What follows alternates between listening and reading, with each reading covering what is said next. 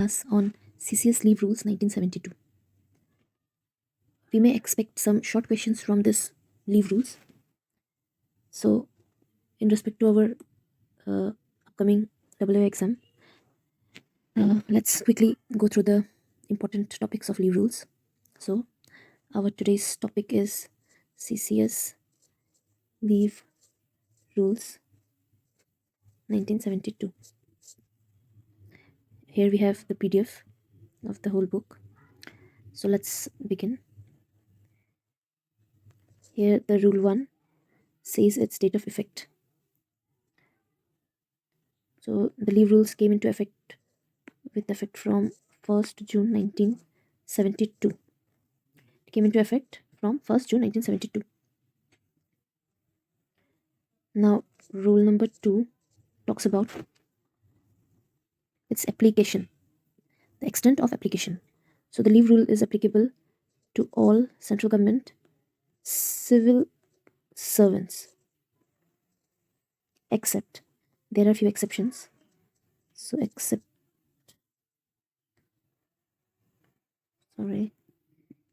will be exceptions.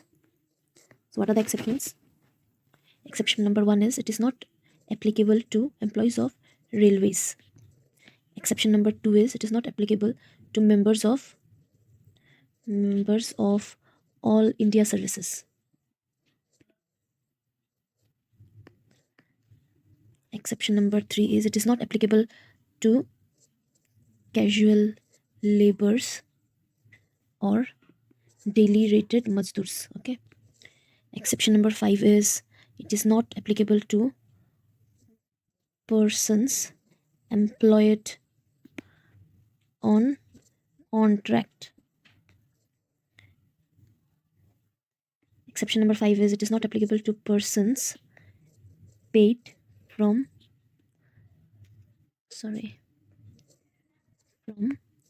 contingencies. And we have already written 5 exceptions. Let's take one more and last exception, which is important.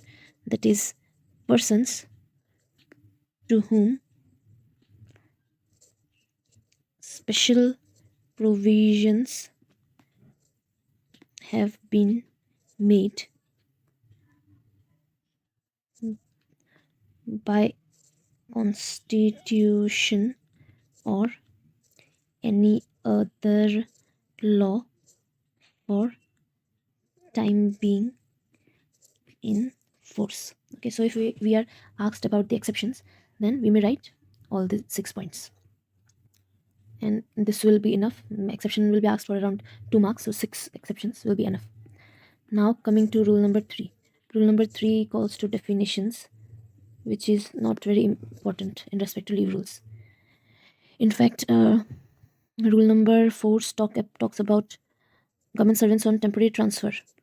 Government servants on temporary transfer or on foreign services. This is also not important, but still, let me tell you that when a government servant is on temporary transfer but within India, then the CCS leave rules, which is applicable as being a civilian or working as a central government employee, leave rules 1972 will be applicable to him. But if the government servant is on foreign service, which is outside India, or is working under armed forces, then these rules shall apply only to the extent provided in terms and conditions of foreign service or temporary transfer, as the case may be. Okay. Now, rule number 5 is transfer from service or post governed by other leave rules. So this is not important to us. Rule number 6 is transfer to industrial establishment. This is also not important to us and will never be asked in our WO exam. Going to our chapter 2, yes, rule number 7 is important to us. So rule number 7.1 says that leave cannot be claimed as a matter of right. Okay, leave is given to us when we apply, and if only the leave is granted, then we may avail the leave. But we cannot claim the leave as a matter of right, that we have applied, we have to get that leave. Okay, it depends solely on the decision of the competent authority whether to grant or not. So rule number 7.1 says that leave cannot be claimed as a matter of right. Rule number 7(2) says that the competent authority may refuse leave of any kind but cannot change the kind of leave due and applied for. So it depends on the competent authority whether to grant the leave or not. So competent authority competent competent authority may either refuse or revoke the leave in case of emergency or something, but he cannot change the kind of leave. That is, when you have applied for EL, the competent authority cannot say that I have granted you HPL. When you have applied for EL, only EL has to be granted to you. Okay. Under Rule 7, one guideline has been given as earned leave should not ordinarily be denied during the last 10 years of service. So this is Rule 7 GID2, which says during last 10 years of service. Last 10 years of service, leave shall not be denied, as the person has given his whole life in the service. So during the last 10 years, he should be given some extra benefits, and in other than in extreme emergencies, the leave shall not be denied. So that's all for rule number 7. Let's come to rule number 8. Rule number 8 is regulation of claim to leave. Regulation. So it is a government servant's claim to leave is regulated by the rules in force at the time the leave is applied for and granted. So when the leave is applied, the leave rules which is applicable at that time will be applicable, and as per that leave rule, leaves will be granted by the competent authority. Let's come to rule number 9. Rule number 9 says that employee who are removed or dismissed from service cannot claim to their leave at credit from the date of removal or dismissal. So if you are an employee who has been removed or dismissed, employee removed or dismissed cannot claim to their leave at credit. Okay, so as removal or dismissal is a punishment, so the leave balance they are having, they will not be eligible to encash that leave balance. That's all. Let's move to rule number 10. Rule number 10. Rule number 10 says that leave of one kind taken earlier may be converted into leave of another kind if applied within 30 days and returned from leave. So rule number 10 is commutation of one kind of leave into another. So if after you have returned from your leave, you have seen that EL at your credit is very low, and HPL is like you have too many HPLs left. So within 30 days, if you apply in written for conversion of your leave taken from one leave to another leave, the kind, if on request you want to change the kind of leave, then only if the application you have given application within 30 days of availing the leave, then leave can be changed by the competent authority. 30 days. Okay, you need to apply within 30 days, only then it can be changed from one kind to another. Let's go to rule number 11. Rule number 11 is combination of different kind of leave. Combination. We know that all combination of leave can be availed together other than casual leave. So the only exception is casual leave. You cannot avail casual leave with any other leave, that is casual leave with EL or HPL or commuted leave. Okay, so only casual leave cannot be combined with any other leave.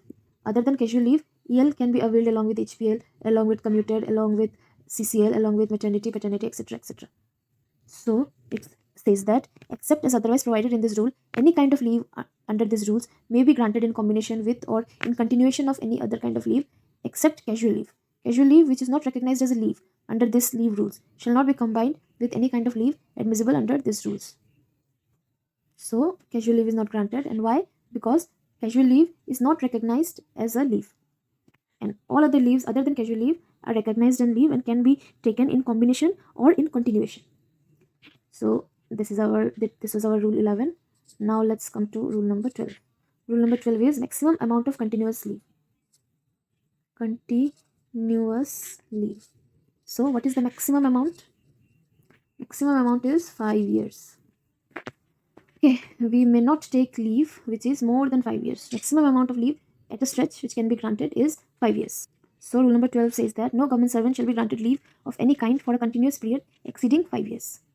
Unless the president, in view of exceptional circumstances, otherwise determines a government servant who remains absent from duty for a continuous period exceeding 5 years other than on foreign service with or without leave shall be deemed to have resigned from the government servant, provided that a reasonable opportunity to explain the reason for such absence shall be given to the government servant before provisional of subrule 2 are invoked.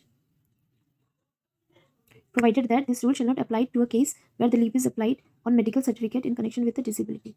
So all these are not required. Only thing we need to know that maximum period of leave a person can avail is 5 years. Let's go to rule number 13. Rule number 13 is about acceptance of service or employment while on leave. So when a person is on leave, is he able to accept any other service or join any other service? No. A government servant, including a government servant who is taking leave preparatory to his retirement, shall not take up any other service or employment elsewhere other than this his own department without obtaining the previous sanction of any competent authority. So he is not eligible to take or accept any service or employment other than his original post where he actually belongs. Okay, this is our rule 13. Rule number 14, chapter number 3 is not in our syllabus, so let's directly go to chapter number 4. Chapter number 4 starts with kinds of leaves. So this is important kind of leave. We may most probably will be having our question from this one here only. Kinds of leave due and admissible. Rule number 26. Rule number 26 is about earned leave for government servants serving in department other than vacation departments. Rule number 26(1)(a) says that a credit advance 15 days is credited. Advance 15 days of EL is credited on the 1st January and 1st July every year. It says about the earned leave.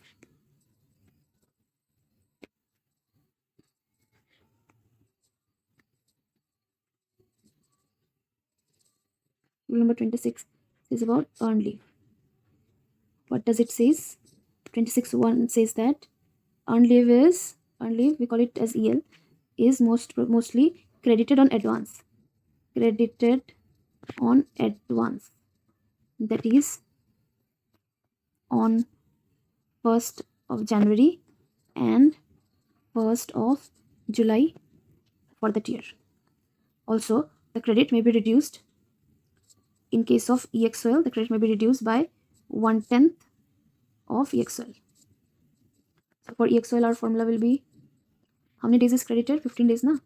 So 15 days EL minus 1/10 of EXOL the official has availed. Rule number 26(2) says that unavailing joining times, maximum 15 days, reduced by the actual number of days availed, shall be credited to EL subject to two conditions. Rule number 26(2) says that the unavailed joining time maximum to 15 days, okay, which is maximum to 15 days. Unavailed joining time, that is joining time itself is maximum of 15 days. So 15 days minus the period which he has availed, joining time availed, equal to unavailed joining time leave. This shall be credited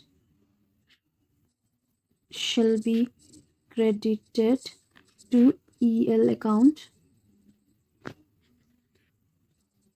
subject to ordered to join without availing joining time. So if the official is ordered, that is in the joining order, it has been written that he has to immediately join without availing the joining time. Only then he will be given this facility of crediting his unavailed joining time to his EL account balance. Okay, so this is important. The order must be given, and the other condition is when he himself, without availing the joining time, without availing the full joining time, he assumes his duty and takes his family within the permissible period of time. That is, during the time of joining, he joins without transferring his family, and later afterward he has joined and has set up his all his home and all, and then he goes to bring his family to his headquarters. Then he can avail this joining time, that is, he can credit this EL. Okay, he, or our case government servant, joins without availing full joining time and takes his family within permissible period of time. And what is this permissible period of time? How much this is? This is 6 months from his date of joining. So this was 26 1 26 aka 1, 26 aka 2. Now let's go to 26 bka 1. So as per 26(1)(b), rule number 26(1)(b), it says that a government servant can accumulate maximum of EL, maximum 300 days. Okay, maximum 300 days he can accumulate and encash during the time of his retirement.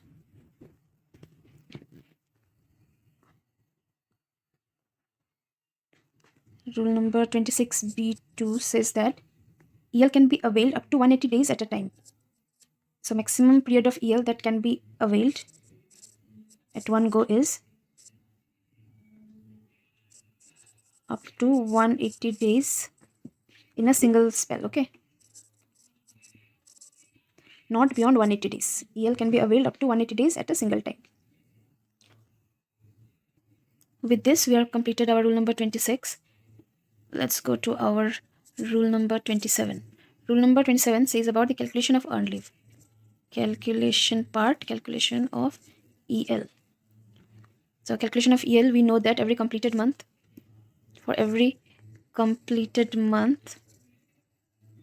we have 2.5 days of EL credited to our leave account. And while affording the credit, fraction of a day should be rounded off to the nearest day. Example, if 7.5 days is to be rounded off, it should be rounded off to 8 days. Okay, with this we are done. Rule number 27 is complete. Rule number 28 is only for persons serving in vacation department. We don't need the vacation department as we are not in the vacation department. So let's directly go to rule number 29. Rule number 29 says about the HPL, that is half pay leave. So half pay leave, with effect from 1/1/1986, HPL is credited in advance as 10 days. Okay, HPL is credited 10 days per 6 months. It is also credited in advance. So on 1st of January, 10 days is credited. Another 10 days is credited on 1st of July every year. Okay, so total 20 days are credited in advance. Again, similarly as of EL, in case of EXOL,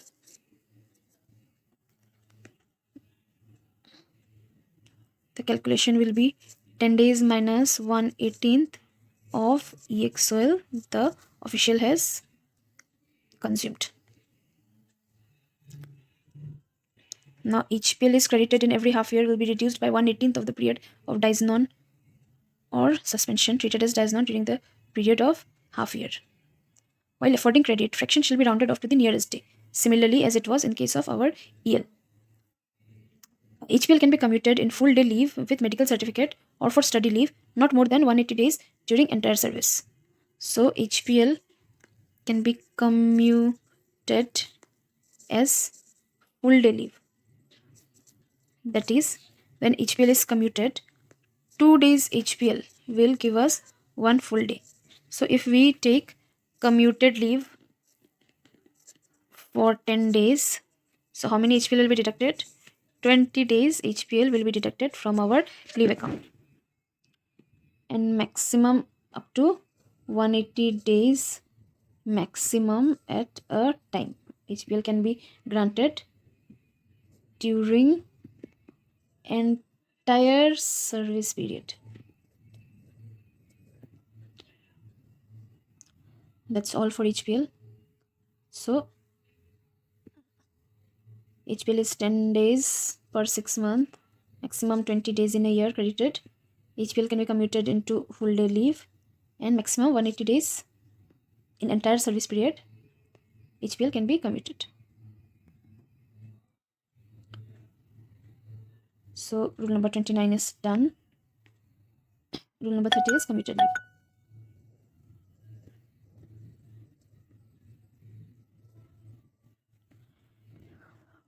So commuted leave is normally taken on medical certificate, okay? Whenever we are on during medical emergencies, we go on medical leave, which is termed as commuted leave. If it is taken, twice the number of days should be debited in the HPL that we have just right now studied. No? So commuted leave can be granted at the request of the government servant even when EL is available. So what we can write? We can write is commuted leave is taken on medical certificate only.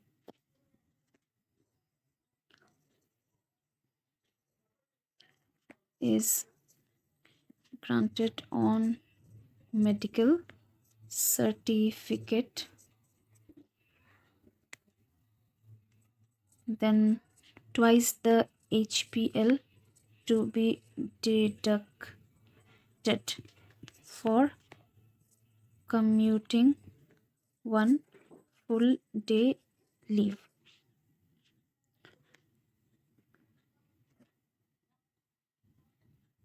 And we can also write that it may be granted at the request of government servant even when EL is available. Okay, now commuted leave cannot be taken, can also be taken without medical certificate. Commuted leave, okay, I should not write it as CL or it will look like casual leave. So commuted leave can also be taken without medical certificate. What are the cases? Up to 90 days in the entire service if utilized for approved study in public interest. So for the purpose of study,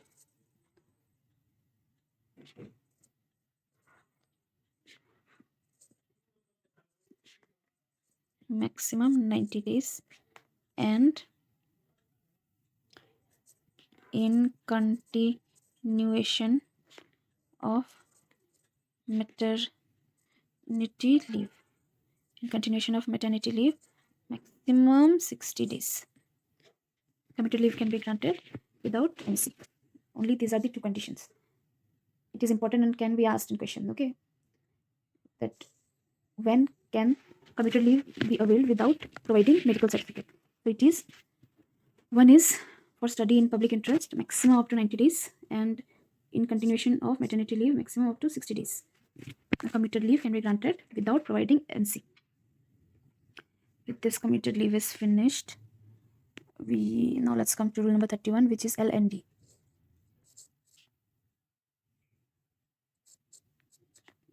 Leave not due. As clear by its name, it can easily be understood that when no leave is due in the account of a government servant, only in such cases LND is granted. When no HPL, no EL is available. LNT can be granted to a permanent servant and temporary official within minimum of 1 year service and suffering from TB, leprosy, cancer, or mental illness, etc. Otherwise, he should have completed at least 1 year of service.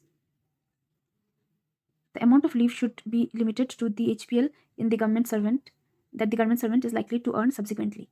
LND during the entire service is limited to maximum 360 days. So maximum LND can be granted is 360 days in entire service period. 360 days can be granted, and the amount of leave should be limited to HPL the government servant is likely to earn subsequently. Okay, so with this we are done with L&D. Now let's go to our rule number 32, which is exol or extraordinary leave. Extraordinary leave or exol. So during EXOL, no salary is given. This is most important. EXOL is generally given to regularize the period of leave, which is treated as which is treated as unauthorized absence or strike period for the purpose of pension, so that the period of strike or unauthorized absence can be regularized and can qualify for qualifying service. So EOL or EXOL is granted to government servant when no other leave is admissible, or when the leave is admissible but the government servant applies in written that he himself want to avail only EXOL, even when he's already having EL or HPL at his leave balance, leave credit. EXOL cannot be availed concurrently during the notice period when going on voluntary retirement. EXOL can be granted up to 3 months with or without medical certificate. It can also be granted up to 6 months when the government servant has completed 1 year's continuous service, and for 18 months when the government servant who has completed 1 year's continuous service is undergoing any treatment. So for some particular treatment like pulmonary tuberculosis or pleurisy or tubercular origin, pleurisy of tubercular origin in a recognized sanatorium. So EXOL can be granted. EXOL is granted only when one, no other leave is admissible, or when applied for in writing. Then its limitations are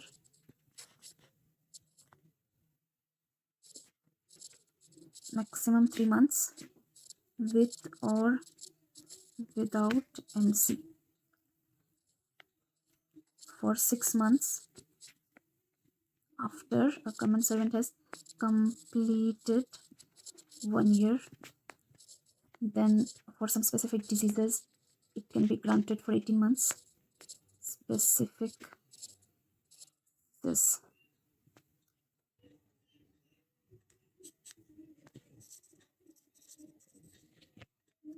Also up to 24 months in case of some specific studies in public interest. So it is 3 months with or without MC, 6 months when completed 1 year of service, 18 months for specific diseases, and 24 months for studies in public interest. So with this our EXOL is finished.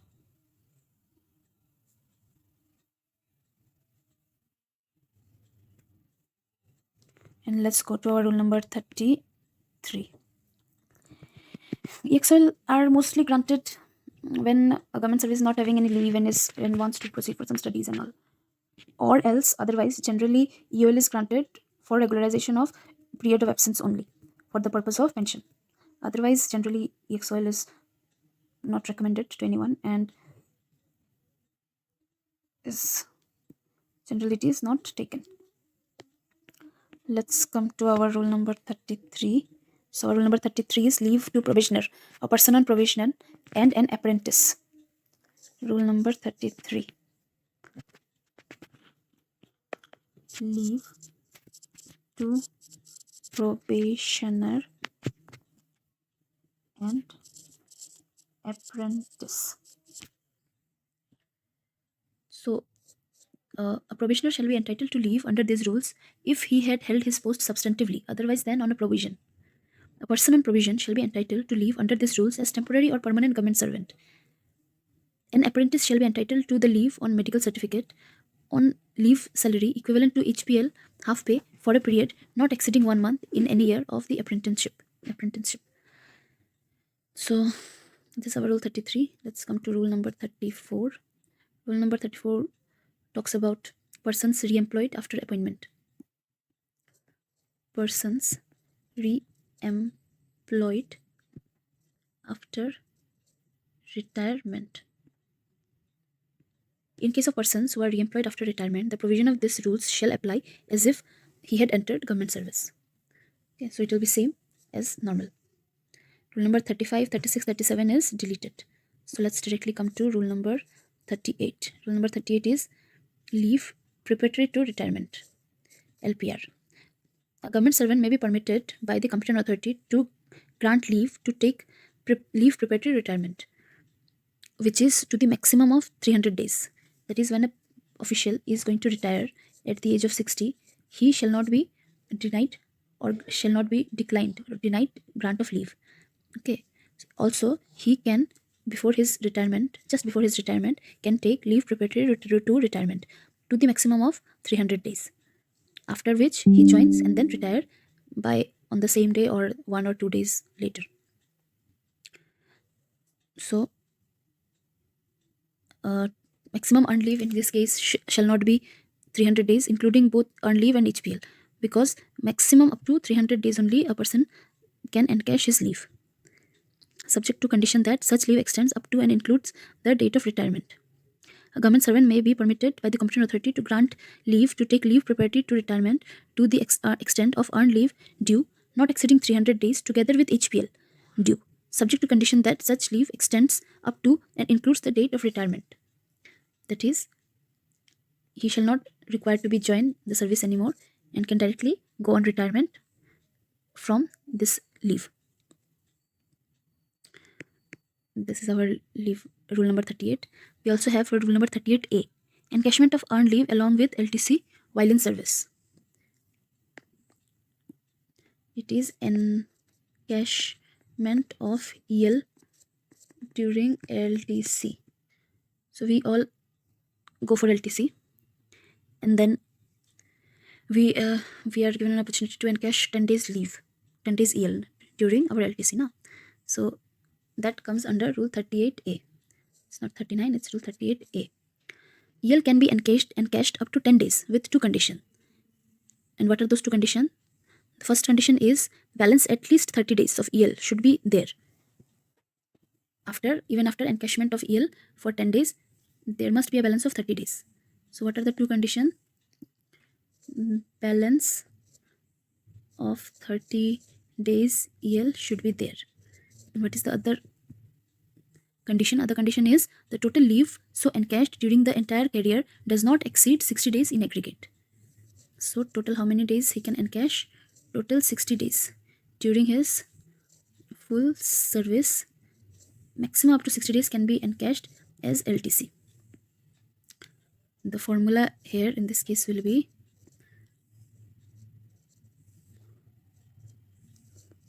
pay plus DA forms our emoluments divided by 30 into number of days. And in this case, number of days should be maximum 10 days at a time. Refund with interest if not availed LTC. So if a person has availed encashment of EL but has not traveled for LTC, then he may be requested to refund if not availed LTC. With this, we come to our rule number 39, and our rule number 39 is leave cash payment in lieu of leave beyond the date of retirement, compulsory retirement, or quitting of service. No leave shall be granted to a government servant beyond his date of retirement or the date of cessation of his service. On retirement, cash equivalent to leave salary is payable for maximum 300 days. I have been repeating this again and again, that maximum of 300 days, maximum of salary equivalent to leave salary for 300 days can be encashed during the time of retirement. The overall limit for encashment of leave is inclusive of HPL. So it is about encashment of leave on retirement, which is maximum up to 300 days. And this 300 days is inclusive of EL plus HPL equal to 300 days, maximum up to 300 days. Let's come to our rule number 40.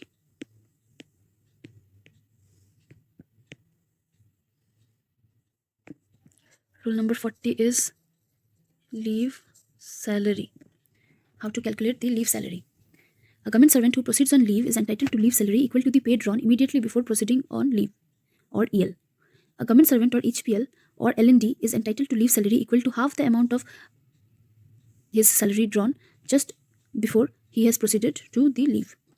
A government servant on committed leave is entitled to leave salary equal to the amount specified in Subrule 1. A government servant on EOL is not entitled to any leave salary. So, in case of EL, he is entitled to leave salary equal to pay. In case of HPL and LND, he is entitled for leave salary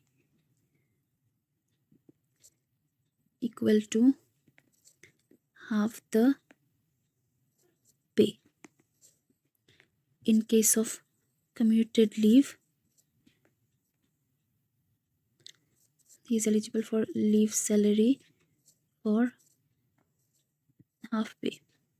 And in case of EXOL, not entitled to any leave salary.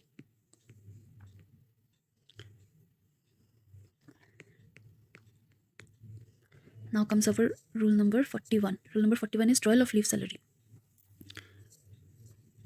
Drawal of leave salary. The leave salary payable under this rule shall be drawn in rupees. Then comes our rule number 42, which is advance of leave salary. A government servant, including a government servant on foreign service, proceeding on leave for a period not less than 30 days may be allowed an advance in lieu of leave salary up to a month's pay and allowances as admissible after deduction of income tax, provident fund, house rent, recovery of advances, etc. So how many days advance leave he can avail? It is a government servant when proceeding to leave for a period not less than 30 days. Not less than 30 days. Leave not less than 30 days. He is eligible for 1 month pay and allowances after deductions. Okay, so with this we have completed our chapter number 4. Now we have come to our chapter number 5, which is special kind of leave other than study leave.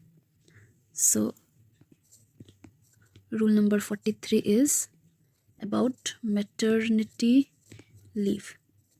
Maternity leave, we all know, is admissible to married or unmarried female employees during the pregnancy period, which is 180 days with effect from 1/9/2018 for less than two surviving children. That is, to the maximum of 6 months, a person can avail maternity leave with effect from 1/9/2018. In case of miscarriage, abortion, a total of 45 days in the entire service, excluding any such leave taken prior to 16/6/1994, can be given or availed by a government servant. It is not admissible on threatened abortion, but admissible for induced abortion. The leave is not debited to leave account. Okay, so it is admissible to married as well as unmarried female employees for pregnancy up to maximum 180 days with effect from 01/09/18 for maximum to surviving children's.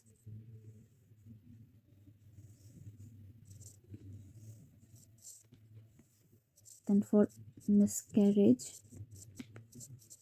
abortion, maximum 45 days in entire service.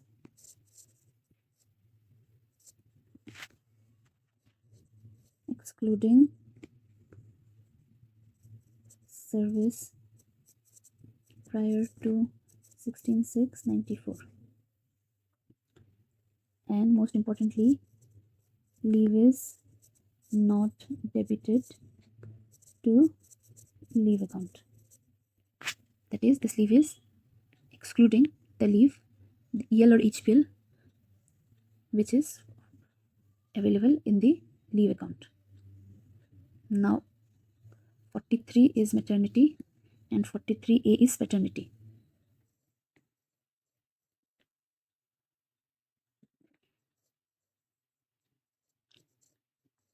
Maternity is maximum up to 180 days, that is 6 months, and paternity is for 15 days. Paternity leave is eligible for male government employees. Maximum of 15 days,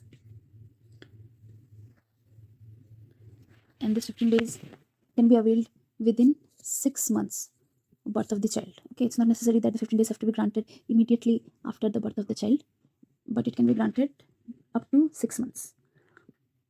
It can also be granted on valid adoption of a child below the age of 1 year. Before 15 days of wife's confinement or up to 6 months from the date of delivery, it can be granted as and when applied for.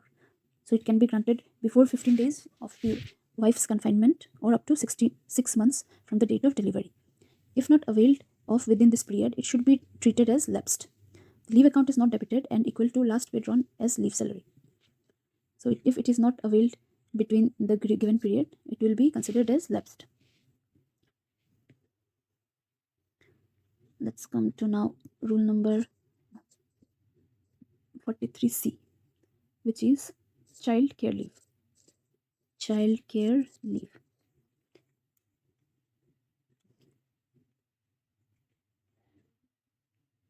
C is child care leave. The child care leave is granted to female government employees and also granted to single male government employees, unmarried or widowed or divorced, whatever the case may be, having minor children of age below 18 years. Okay, so CCL can be granted to female as well as single male parent or employee having minor child of age below 18 years. Maximum period that can be granted is 730 days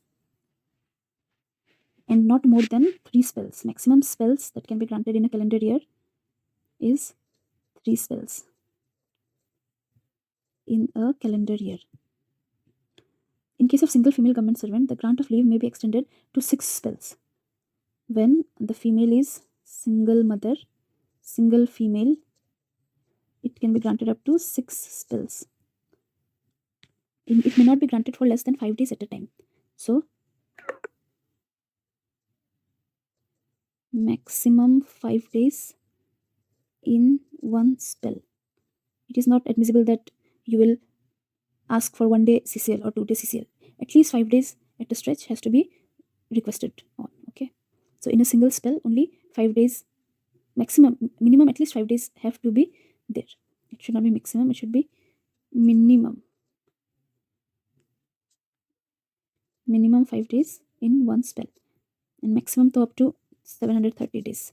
It can be granted up to 18 years of child in 3 spell in calendar year for normal female or single male, and only in case of single female it can be granted in 6 times, that is 6 spells can be granted. During the period of CCL, salary shall be paid for the first 365 days at 80%.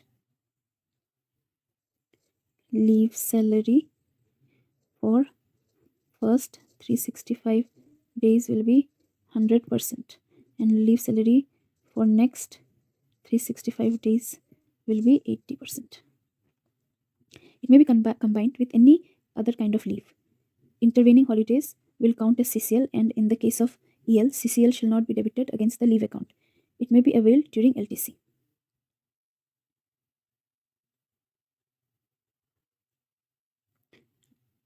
So, it may be availed during LTC. With this, our rule number 43C is done. Now, let's come to rule number 44. Rule number 44 is RIL. This has come into effect from 11/12/18. So it has been introduced very recently. The full form of RIL is work related illness and injury leave. Work related illness and injury leave. RIL is granted to a government servant who suffers from illness. Government servant suffering from illness or injury that is attributable to or aggravated in the performance of official duties. Full pay and allowances during the period of hospitalization is given.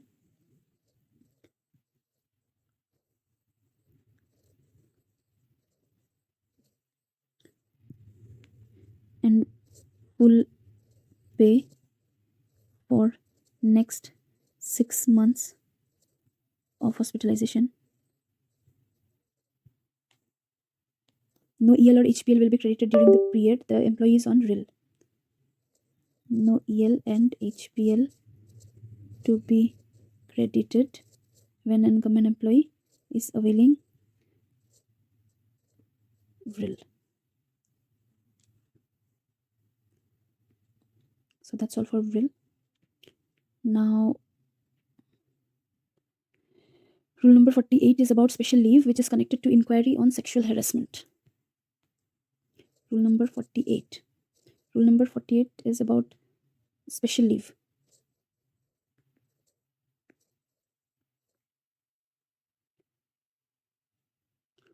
Special leave which is connected to inquiry of sexual harassment. This leave is maximum up to 90 days. This shall be granted to an aggravated government employee, female government employee, during the period of any pending inquiry on the recommendation of the Internal Complaint Committee. The leave shall not be debited to leave account. With that, and we have one more kind of leave, which is study leave, which falls under rule chapter number 6 and is not included in our syllabus. So in our syllabus, we have only up to this much. So with this, our CCS leave rules is complete. And now in the next video, we will show how to calculate the leave account, the leave balance in leave account. Okay, so thank you all. Thank you. That's all.